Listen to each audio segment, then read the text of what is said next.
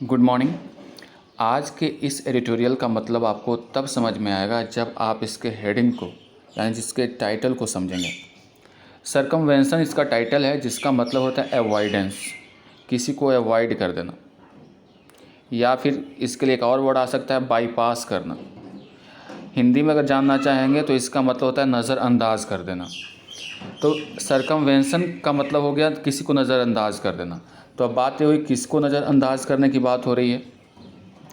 तो इसको समझने के लिए आपको ज़रूरी है कि एक घटनाक्रम के बारे में आपको बता दिया जाए। 1-2 दिन पहले के अंतराल में आप देख रहे होंगे कि हमारे देश के जो प्रधानमंत्री हैं, अलग अलग राज्यों के जो चुनिंदा कुछ डिस्ट्रिक्ट मजिस्ट्रेट्स हैं, उनके साथ वर्चुअल मीटिंग्स कर रहे हैं और वहाँ की स्थिति के बारे में, कोरोना वायरस से रिलेटेड जो पैंडेमिक है उसके बारे में चर्चा कर रहे हैं। ऐसी स्थिति में बात क्या आ रही है कि ये जो डिस्ट्रिक्ट मजिस्ट्रेट्स वगैरह होते हैं वो राज्य के अधिकार में होते हैं, उनको इंस्ट्रक्शन वगैरह देने का अधिकार राज्य का है। तो इस तरह से आरोप ये लगाया जा रहा है कि आप जो चुनी हुई सरकार को, यानी जो स्टेट में चुनी हुई सरकार है, उसकी आप अनदेखी कर रहे हैं, उसको नज़रअंदाज कर रहे हैं। इसलिए कहा जा रहा है कि सरकमवेंशन मतलब जो सेंट्रल गवर्नमेंट है वो अवॉइड कर रहे हैं, उसको बाईपास कर रहे हो। बात होगी ऑन सेंटर स्टेट टाइज। ये पूरा एडिटोरियल में बात होगा कि सेंटर यानी सेंट्रल गवर्नमेंट और जो राज्य की सरकार है उसके बीच में एक टाइज की, मतलब समझौते की। समझौता मतलब दोनों के बीच में संबंध यानी बॉन्डिंग की बात होगी, बॉन्ड। इसलिए इस एडिटोरियल का नाम रखा गया है सरकमवेंशन, यानी जो राज्य के अधिकार हैं उसमें सेंट्रल को दखल अंदाजी नहीं करनी चाहिए। इससे साबित ये होता है कि जो राज्य की सरकारें हैं वो सिचुएशन को हैंडल करने में कामयाब नहीं है, इसलिए आपको प्रधानमंत्री को डायरेक्ट बात करने की ज़रूरत पड़ रही है। ये सब सारी बातें आ रही हैं। तो यहाँ पे कहा गया कि the centre has a duty, centre का एक कर्तव्य है। क्या कर्तव्य है? Not to bypass political leadership. Not to bypass यानी बाईपास न करना। बाईपास का मतलब यहाँ पे नज़रअंदाज न करना। किस चीज़ को नज़रअंदाज नहीं करना? पॉलिटिकल लीडरशिप की, यानी जो वहाँ की पॉलिटिकल लीडरशिप है, राजनीतिक जो लीडरशिप है वहाँ पे, उसको नज़रअंदाज नहीं करना in dealing with the states. किसके साथ? स्टेट के साथ डील करने में, यही बात कही जा रही है। सेंट्रल की ये ड्यूटी नहीं है कि आप किसी राज्य के जो पॉलिटिकल मामलों में हस्तक्षेप करें, उसको नज़रअंदाज कर दें अपने महत्वाकांक्षा को थोपने में। आगे बढ़ते हैं। विल्डिंग पावर मतलब getting power at the centre, यानी जैसे ही आप एक्वायर कर लेते हो पावर, प्राप्त कर लेते हो। विल्डिंग का मतलब प्राप्त कर लेना, ले लेना। पावर आप प्राप्त कर लेते हो कहाँ पे? सेंटर में। कम्स विथ ग्रेट रिस्पॉन्सिबिलिटी, और इसी के साथ आता है बहुत बड़ी रिस्पॉन्सिबिलिटी, यानी बहुत बड़ी जो जिम्मेवारी आपके ऊपर आती है। अ मेजर रिस्पॉन्सिबिलिटी, जो एक बड़ा रिस्पॉन्सिबिलिटी है वो ये है in a federal country. Federal country कहने का मतलब होता है कि वैसा स्ट्रक्चर जिसमें स्टेट जो है सेंट्रल के साथ तालमेल करके अपनी पावर को शेयर करता है। यानी हिंदी में अगर बात करें तो फेडरल का मतलब होता है संघीय ढांचा है हमारा, जिसमें राज्य और सेंट्रल दोनों एक दूसरे के साथ कोऑपरेट करके सरकारें चलाती हैं या फिर जो डेवलपमेंट का काम करती हैं। तो जब फेडरल कंट्री है, संघीय स्ट्रक्चर हमारे देश का, वैसे में एक बहुत बड़ा रिस्पॉन्सिबिलिटी यानी जिम्मेवारी ये भी है, with a strong centralising features is to maintain the balance. तो सबसे बड़ा अगर संघीय सरकार है, कंट्री है, तो वहाँ पे स्ट्रॉन्ग सेंट्रलाइजिंग फीचर यानी जो मेन फीचर है, जिसके ऊपर फोकस होना चाहिए, जो मेन गुण है इसका, किस चीज़ का? फेडरल कंट्री होने का, वो ये है कि मेंटेन द बैलेंस, दोनों के बीच में बैलेंस को मेंटेन किया जाए। यानी जो राज्य है और जो सेंट्रल गवर्नमेंट है, केंद्रीय सरकार है, उन दोनों के बीच में बैलेंस होना चाहिए, इसको मेंटेन करने की कोशिश होनी चाहिए। एक सबसे बड़ा रिस्पॉन्सिबिलिटी के तौर पे देखा जाता है एक फेडरल कंट्री में, जहाँ संघीय शासन व्यवस्था है। एज वेल एज, साथ ही साथ, म्यूचुअल रिस्पेक्ट। म्यूचुअल का मतलब आपसी होता है, रिस्पेक्ट, एक दूसरे के लिए आपसी रिस्पेक्ट रखिए, यानी रेसिप्रोकल रिलेशनशिप होना चाहिए, जैसा आप करोगे वैसा। Between political structures and the central and the state level. किसके बीच में रिस्पेक्ट होना चाहिए एक दूसरे के लिए? पॉलिटिकल स्ट्रक्चर्स में, जो राजनीतिक जो स्ट्रक्चर्स हैं उसके बीच में, at the centre and state level. किस लेवल पे? सेंटर और स्टेट लेवल पे। यानी अभी तक बात जो हुई वो ये हुई कि अगर पावर आपको मिल जाता है, एक्वायर करते हैं, बिल्डिंग करते हैं आप सेंटर में, तो इसी के साथ बहुत बड़ी जिम्मेवारी भी आपके ऊपर आती है।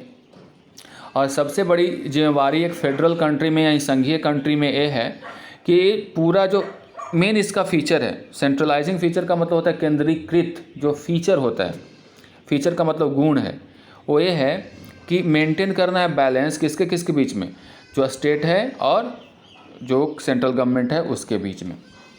इन पर्टिकुलर, खास करके, it is an obligation of the centre, खास करके ये ड्यूटी है, ऑब्लिगेशन का मतलब कर्तव्य होता है कि सेंटर की ये ड्यूटी है, कर्तव्य है, टू रिफ्रेन फ्रॉम का मतलब होता है बचना।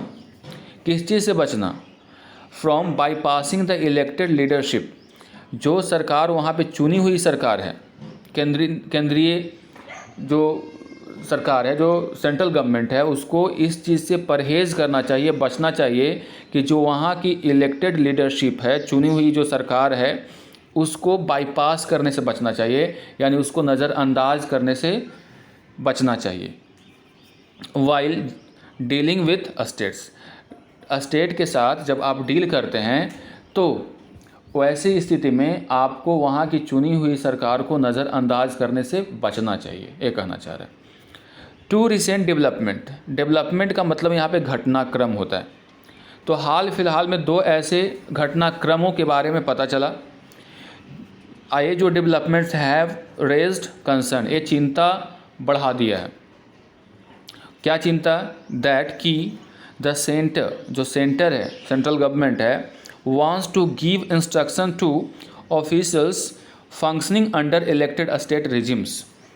चिंता इस बात की है कि जो सेंटर है वो चाहता है कि अपना जो निर्देश है, इंस्ट्रक्शन है, उन ऑफिसर्स को दें, यानी जो वहाँ के अधिकारी हैं उनकी बात कर रहा है, जो कि काम कर रहा है, फंक्शनिंग का मतलब काम कर रहा है, किसके अंडर में?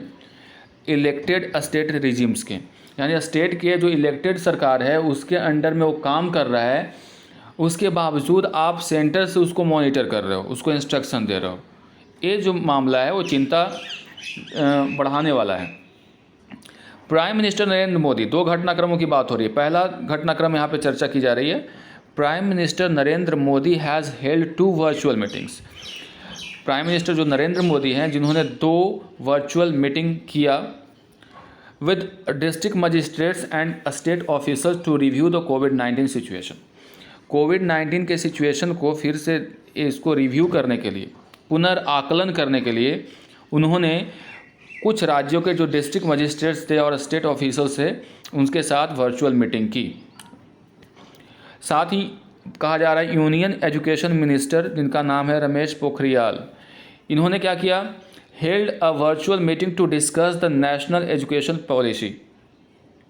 यानी इन्होंने भी मीटिंग ऑर्गेनाइज़ की, एजुकेशन मिनिस्टर ने भी, और इन्होंने जो नेशनल एजुकेशन पॉलिसी है उसके बारे में बात करने के लिए मीटिंग ऑर्गेनाइज की। And related matters such as the conduct of class 12 examinations with the state secretaries in charge of education. यानी एक तो मीटिंग हो गई जो NEP पे हुआ, नेशनल एजुकेशन पॉलिसी पे, और दूसरा उन्होंने इस पे भी रखा, मतलब उसी में कि वहाँ के जो एजुकेशन से रिलेटेड जो सेक्रेटरीज हैं स्टेट के, जिसको हम लोग शिक्षा सचिव बोलते हैं, तो उनके साथ भी मीटिंग की। किसको लेकर के? कंडक्ट ऑफ क्लास 12 एग्जामिनेशन, यानी एग्जामिनेशन को कंडक्ट करने के मामले को लेकर के उन्होंने मीटिंग की थी। अब 1 मिनट सोचने वाली बात है कि जब स्टेट की सरकारें हैं और वहाँ की चुनी हुई सरकार है, तो ये सारी जिम्मेवारी उनके ऊपर होती। ऐसा तब होता है जब वो फेल हो जाती है ऐसा करने में। तो क्या करना है? एजुकेशन सेक्रेटरीज के बाद चाहे जो उनके साथ वार्तालाप होगी वो किसके साथ होगी? स्टेट गवर्नमेंट के जो मुख्यमंत्री वगैरह हैं उनके साथ होगी, क्योंकि वो शिक्षा सचिव उनके हैं। अब यहाँ पे डायरेक्ट सेंट्रल के द्वारा सरकार चलाने की कोशिश करना है तो गलत है, ऐसा माना जा रहा है। आगे बढ़ते हैं। कहा गया कि वाई सच मीटिंग्स में हेल्प द प्राइम मिनिस्टर और any union minister get some feedback from the field across India. इस तरह के जो मीटिंग्स हैं उससे ऐसा हो सकता है कि प्राइम मिनिस्टर और किसी भी यूनियन मिनिस्टर को मदद मिल सकता है क्या प्राप्त करने में, कि भारत के चारों तरफ भारत में क्या फीडबैक है, वहाँ के जो फीडबैक उनको पता चल जा सकता है। यानी उनको ये पता चल जा सकता है कि भारत में अभी क्या क्या कंडीशंस हैं। इट इज़ क्वाइट अनयूजुअल, मतलब होता है अनयूजुअल का मतलब not usual, for leaders in the central political executive to bypass their counterparts in the state. ये अनयूजुअल है, मतलब तर्कसंगत नहीं है। क्या नहीं है कि जो लीडर्स हैं सेंट्रल पॉलिटिकल के, वो एग्जीक्यूटिव से बात कर रहे हैं और बाईपास किसको कर दे रहे हैं, अपने काउंटर पार्ट्स को। काउंटर पार्ट्स का मतलब होता है इक्विवेलेंट। जैसे आप भी शिक्षा मंत्री हैं, हमारे राज्य में भी शिक्षा मंत्री होते हैं, उनके साथ आप बात कीजिए, तो उनको आप इग्नोर कर दे रहे हो, उनको इसमें शामिल ही नहीं कर रहे हो। अब बात किससे कर रहे हो, आप यहाँ के सचिव से बात कर रहे हो। उसी प्रकार प्रधानमंत्री की बात करें तो मोदी डिस्ट्रिक्ट मजिस्ट्रेट से बात कर रहे हैं, वहाँ के सीएम को इग्नोर कर दे रहे हैं। तो सीएम से आप बात कर सकते हैं, ना कि डायरेक्ट उनसे बात, सीएम जो है उनसे बात करेंगे तो डायरेक्ट उससे बात करें। ये थोड़ा सा अच्छा नहीं लग रहा है, क्योंकि जो चुनी हुई सरकार है फेडरल स्ट्रक्चर के अंतर्गत, तो किसी भी सीएम को अच्छा नहीं लगेगा कि आप मुझसे बात ना करके डायरेक्ट उन लोगों से बात कर रहे हो। तो ये बातें यहाँ पे आ जा रही है। तो यहाँ पे ये जो एजुकेशन मिनिस्टर हैं वो अपने काउंटर पार्ट्स को नहीं बुला रहे हैं, डायरेक्ट वहाँ के सचिव से बात कर रहे हैं। आगे देखते हैं। The Tamil Nadu minister for school education, जिनका नाम है Anbil Mahesh, took the right stand by not deputing any officer to represent the state in mister Pokhriyal's virtual interaction. वहाँ पे अम्बिल जो हैं, वहाँ के जो स्कूल एजुकेशन मिनिस्टर हैं, उन्होंने क्या किया कि किसी भी ऑफिसर को नियुक्त नहीं किया। डिप्यूट का मतलब होता है नियुक्त करना, नियुक्त नहीं किया अपने राज्य को रिप्रेजेंट करने के लिए जब पोखरियाल वर्चुअल इंट्रैक्शन कर रहे थे। The idea was not to boycott the meeting, ये आइडिया जो था मीटिंग को बाइकआउट नहीं करने का था, but to say the minister ought to have been included in the discussion on NEP। But इतना कहना था कि मिनिस्टर जो हैं उनको भी शामिल किया जाना चाहिए था इस तरह के डिस्कशन में, जो कि किसके ऊपर था, NEP या नेशनल एजुकेशन पॉलिसी के ऊपर था। यानी उन्होंने अपने ऑफिसर को भेज करके ये मैसेज देने की कोशिश की कि मैं आपकी मीटिंग को बाइकआउट नहीं करता हूँ, लेकिन कम से कम जो मिनिस्टर हैं उनको भी इसमें शामिल करना चाहिए था जब आप NEP की बात कर रहे हैं, नेशनल एजुकेशन पॉलिसी की बात कर रहे हैं। The prime minister addressing district magistrates और collectors does have a precedent, यानी जो प्राइम मिनिस्टर का एड्रेस करना यानी संबोधित करना डायरेक्ट मजिस्ट्रेट, डिस्ट्रिक्ट मजिस्ट्रेट को और कलेक्टर को, इसका पहले से भी ऐसा एग्जाम्पल रहा है, यानी कि पहली बार ऐसा हो रहा है, पहले भी ऐसा हुआ है और उसका एग्जाम्पल यहाँ पे दिया हुआ है। प्रेसिडेंट का मतलब हुआ कि पहले भी ऐसा एग्जाम्पल पाया गया है। Rajiv Gandhi address the heads of district administration in Uttar Pradesh. जब राजीव गांधी थे तो उन्होंने भी एड्रेस किया था हेड्स ऑफ, जो प्रधान होते हैं डिस्ट्रिक्ट एडमिनिस्ट्रेशन के, उत्तर प्रदेश के जो प्रधान थे उनको उन्होंने डायरेक्ट एड्रेस किया था। When it was under Congress rule, जब एक किसकी सरकार थी, कांग्रेस की सरकार थी। ऑन द इशू ऑफ पंचायती राज, किस मामले को लेकर के इन्होंने एड्रेस की थी, तो पंचायती राज के मामले को लेकर के इन्होंने एड्रेस की थी, यानी संबोधित किया था वहाँ के जो प्रधान हैं डिस्ट्रिक्ट के उनको। द डिफेंस दैट, ये जो बचाव है, देन वाज दैट, उस समय जो बचाव किया गया था, ये कहते हुए कि सच डायरेक्ट इंट्रैक्शंस वर परमिसेबल, इस तरह के डायरेक्ट इंस्ट्रक्शन को परमिसेबल है यानी किया जा सकता है under the constitution citing article 256 and 257।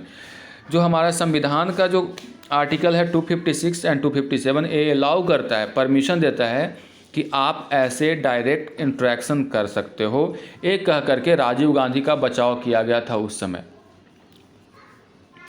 This provisions stipulate that, इस प्रोविज़न जो है वो स्टेट करता है यानी बताता है, करता है, क्या कहता है कि the states are obliged to comply with laws made by parliament, जो स्टेट्स हैं, राज्य हैं, राज्यों की बात हो रही है, वो ऑब्लाइज्ड हैं तो क्या करने का, कॉम्प्लाई विथ का मतलब पालन करना, फॉलो करना लॉज को, कानून को, जो कि पार्लियामेंट के द्वारा बनाए जाते हैं।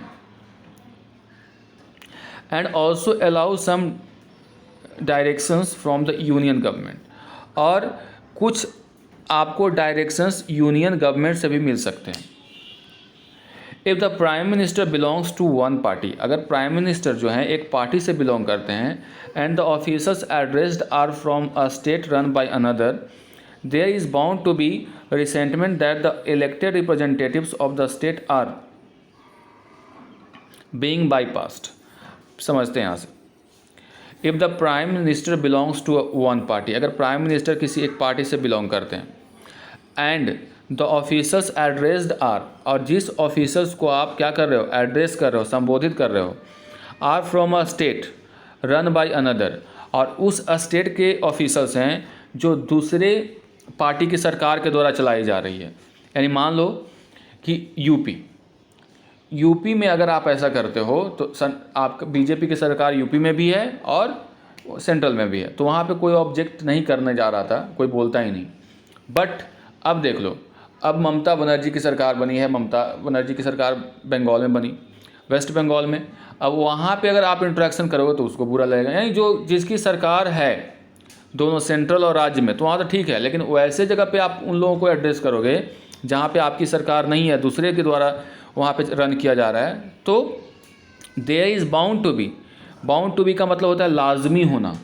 ये लाजमी है कि रिसेंटमेंट होगा। रिसेंटमेंट का मतलब क्या, उनको थोड़ा सा बुरा लगेगा, नाराज़गी उत्पन्न होगी। रिसेंटमेंट का मतलब क्या होगा, नाराज़गी उत्पन्न होगी। That the elected representatives of the states are being bypassed, और नाराज़गी किस बात को लेकर के होगी कि जो इलेक्टेड रिप्रेजेंटेटिव्स हैं वहाँ के, जो चुने हुए जो लोग हैं, ऑफ द स्टेट, राज्य के आर बीइंग बाईपास्ड, उनका क्या किया जा रहा है, उनको नज़रअंदाज किया जा रहा है।